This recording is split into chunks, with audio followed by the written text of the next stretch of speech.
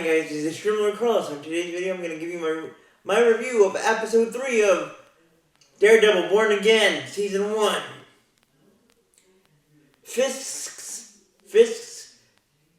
NYC boom dream and the last meow. So here we go, guys. Here we go. So like I told you in my review of episode 2,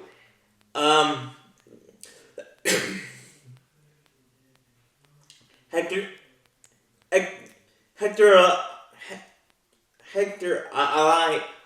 Ayala, it is better known as White Tiger. Just like last time, or just like in episode 2, I told you my review of episode 2. He got into trouble because he was trying to defend himself from 2 undercover cops that didn't announce themselves to be undercover cops to him while they were beating Nick Torres. While they were beating up Nick Torres. And in self-defense, Hector accidentally pushed one of the cops down to his death on the train tracks, or on the subway tracks, for that matter. But again, these 2 undercover cops didn't announce themselves as undercover cops. Hector was seeing two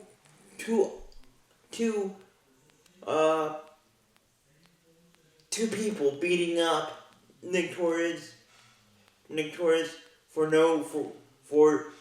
no reason, and being the good Samaritan, being the good New Yorker to his fellow New Yorker, Nick Torres, he defended the weak, meaning Nick at that time.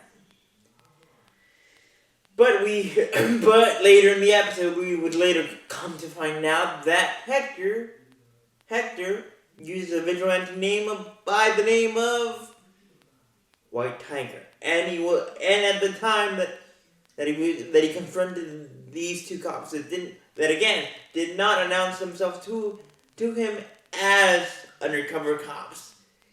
He was in his street clothes. He was not wearing his White Tiger apparel costume. Well, here we go. And that's where we left off. Now, let's get into episode 3. So, like I told you before, guys, where I last left you, Maddie went to warn Nick Torres that these 2 cops, Officer Powell, who is the officer that didn't get killed, and meanwhile his old partner was the one that got pushed by Hector in self-defense down to the subway tracks that eventually squashed and creamed his partner to death. But anyway, obviously, Maddie went to warn Nick, and he did, and he told Maddie told that his investigator friend and confidant that knows Maddie's secret, that he is Daredevil, would protect him and would keep him safe from these two undercover and dirty tossable cops, which one of them is Officer Powell. So when they got there, when Officer Powell and his new partner got there, they saw Maddie standing in the middle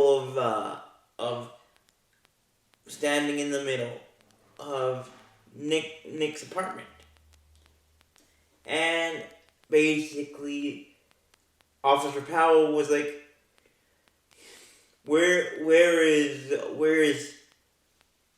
Nick?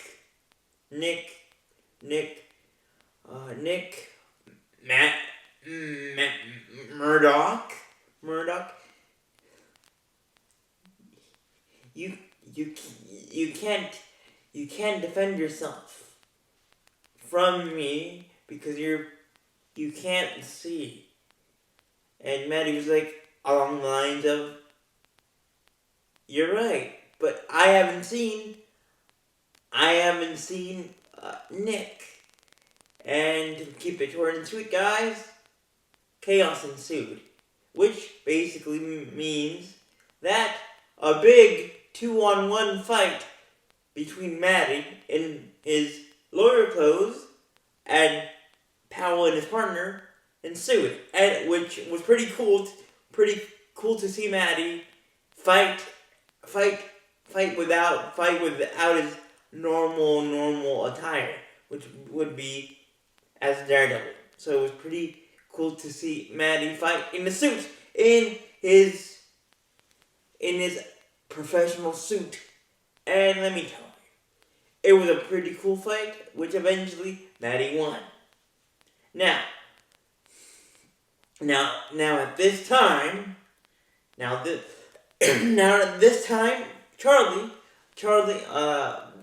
Charlie, Maddie's investigator friend that knows his secret that he is Daredevil, went to a storage room, and he had a contact. Charlie has a contact that basically gave new clothes to Nick. Now, you may ask, what does Nick have to do with Hector's case? Maddie's plan, or Maddie and Kristen's plan, his co-defendant lawyer, were like, we need to find Nick, and when we find him, he will be the witness that will confirm and will corroborate Hector's testimony that he pushed Officer Powell in self-defense, but in self-defense, and he pushed him in self-defense, but again, he did not know that he was Officer Powell's partner was going to fall onto the subway track, and he did not know that he was that this would lead to Officer Powell's partner being killed, and plus Officer Powell and his partner did not announce themselves to Hector in his street clothes as undercover cops. So Nick's role was going as a witness, as a backup story witness to back up the story of of Hector. But when they got there, when finally when Nick got up in the stands, he basically denied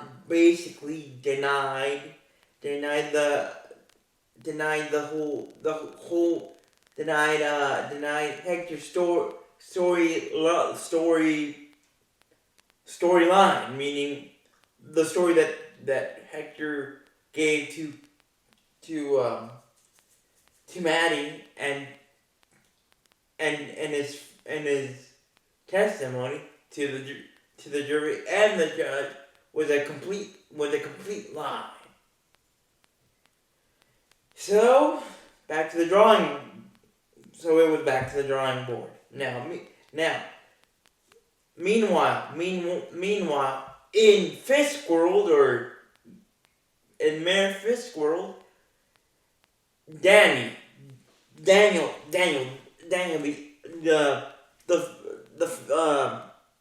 I'm gonna put this in a funny way, in a Comic-Con funny type way, the fanboy, Fisk's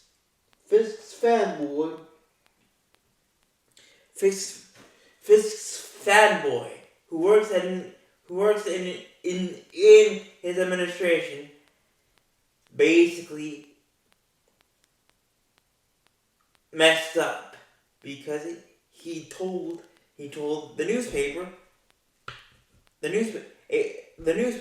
a story that involved Fisk, but it wasn't true. And Sheila, Fisk's secretary,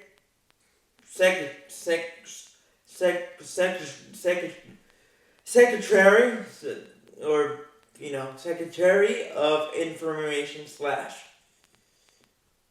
Secretary of Cabinet, was like to Danny, you messed up,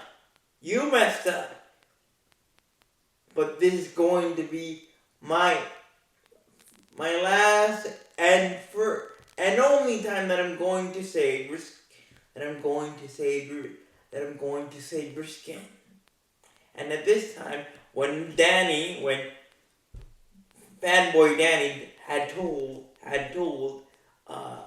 Sheila about his story mistake,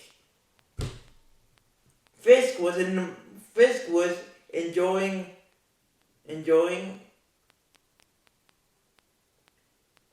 Fisk was visiting a local school. Now, before that, and before episode 3 as a whole,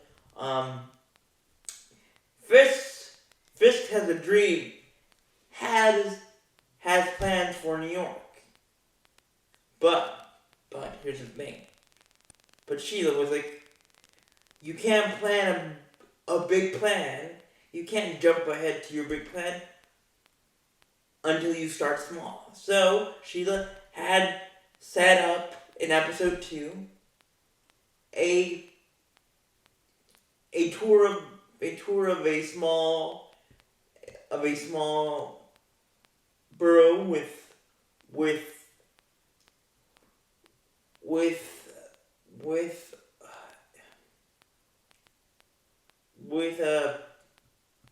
poor people,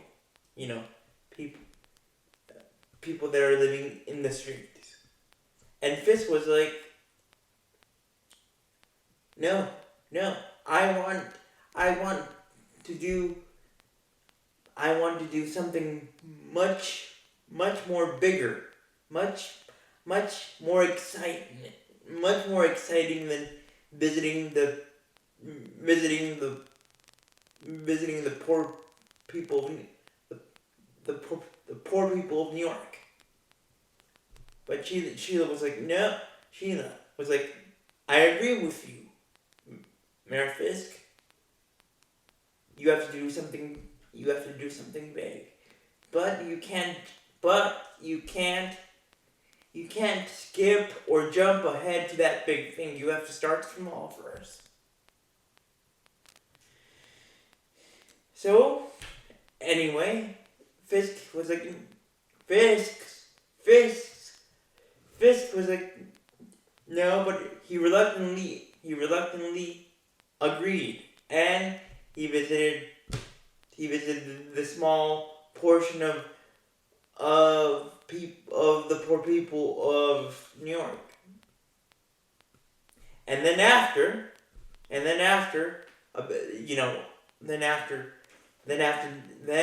Danny confessed.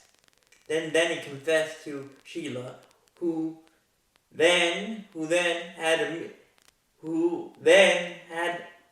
to attend a meeting, a all staff meeting in Fisk's office, and obviously after Danny, his number one fan, Fisk's fan, had told him the truth. Fisk told everyone in his staff to step out for a little bit, and Sheila did not step out because, again, she had told Danny at the school that this is going to be this is going to be the only time and last time at the same time that I'm going to save your skin. So Danny told his idol that he spoke to the newspaper about a story that wasn't true, and obviously Fisk started to scream.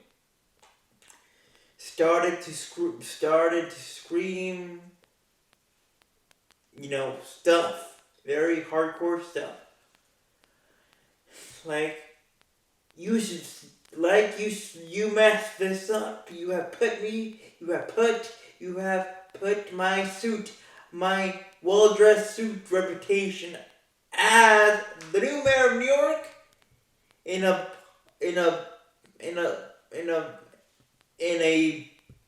a soup of chicken noodle soup. And now my suit and I are totally wet because of your mistake. Danny was like, I'm sorry, Mr. Fisk. It won't happen again. And Sheila was like, I told him to speak to the newspaper. And basically, Fisk told both Sheila and Danny that if they ever do a stunt like that ever again, that he would finish their careers. And I'm guessing by that. And in my opinion, when he said, I'll finish your careers, Fisk did not only mean finish your career as career, but finish your career period. Meaning that I will hunt you down. My man will hunt you down for me, and I'll give the order, and I'll give them the order to disappear, both of you, out of my life for good. If you know what I mean, guys. So now let's go to the trial. Now let's go back to the trial of White Tiger. In his standship, Hector went to the stand and said yes. I was being a good Samaritan. And being a good New Yorker defending Nick from these two unidentified individuals.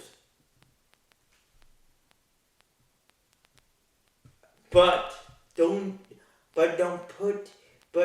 jury, please don't put me in jail because I have my family and I have my 9 naps with them, meaning that Hector lives with his niece and sister at their house. So please don't take my nine naps away from me. Meaning don't take me away from my family. So eventually, later in the episode, Maddie and Kristen come up with a different strategy. Since basically Nick Torres basically chickened out and basically lied and didn't back up Hector's story. So basically, the new strategy was to use citizens and New Yorkers that were helped by Hector as a white tiger, and with every testimony by these good citizens that white tiger helped, Hector got his wish, and then he was acquitted from all charges. The jury did not find him guilty at all. Then at this same time, at this exact time, when the jury was delivering their decision to acquit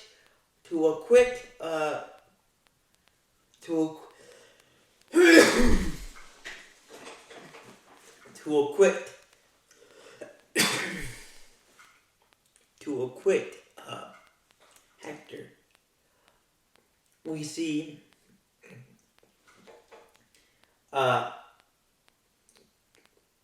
Fisk is talking to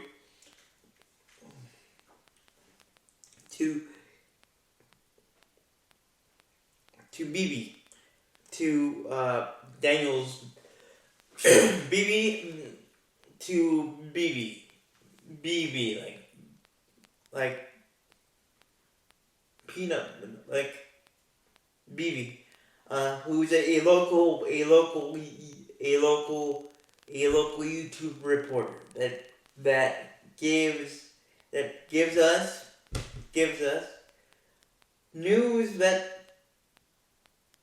the type of news that the nationwide media doesn't cover. And here's the interesting part, that BB is friends with Daniel. So and this connects with episode 2. So in episode 2, like I told you guys before, in my review of episode 2, both in English and in Spanish, that Fisk was basically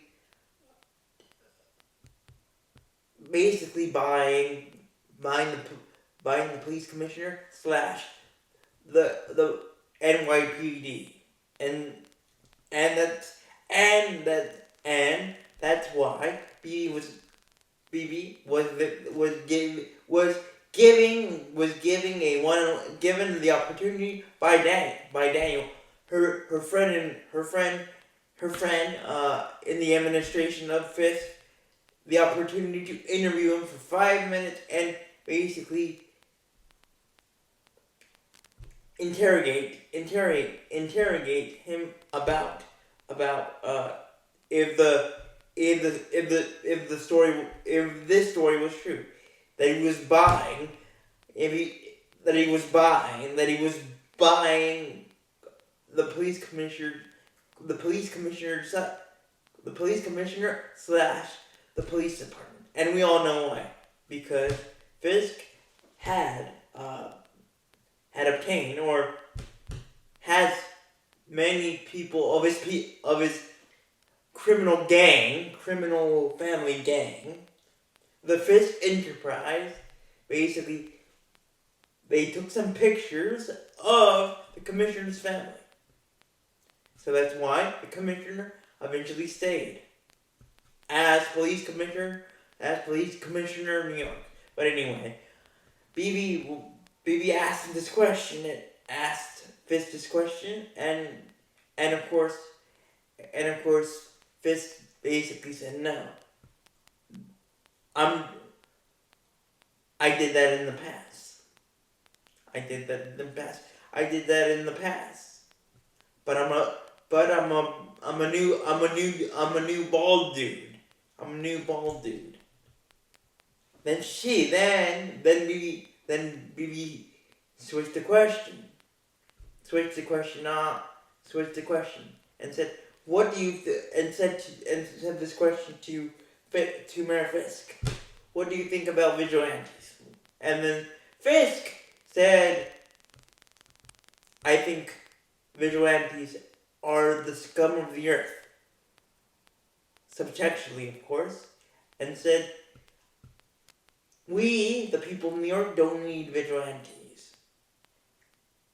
They need people that don't hide under a mask. And by this time, guys, it was nighttime, and Hector was at home preparing for a night lookout, or a night cruise look, a night watch. So after Hector put on,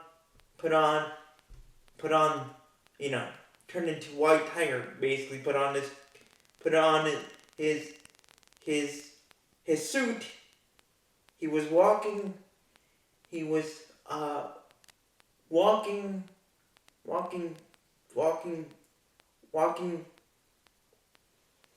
the streets of his neighborhood, when all of a sudden he was shot in close range on the side of his head, and he dropped like a little cat, like a little kitten would drop from a 100-foot floor building, but instead of falling on his feet like cats would, and have 8 lives instead of 9, he was gone. And the shooter, that we didn't see his face, had an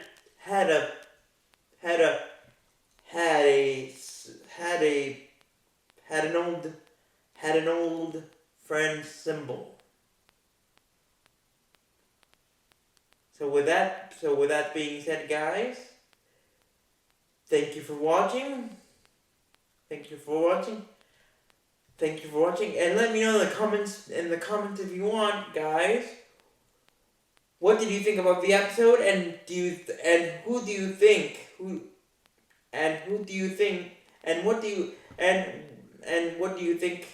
think I mean by an old friend symbol of the guy who shot and killed White Tiger, Hector Ayala? And do you think it's unfair that Hector didn't get to didn't get to taste the sweet, his sweet, his sweet, his sweet, his sweet freedom, because now he's dead. And what do you think is Fisk's Fisk's NYC dream boom that he's talking about, or that he talked about, that he was mentioning to his Secretary of the Cabinet, Sheila. So with that being said, guys, thank you for watching. Remember to leave a like, and until we dare again, bye.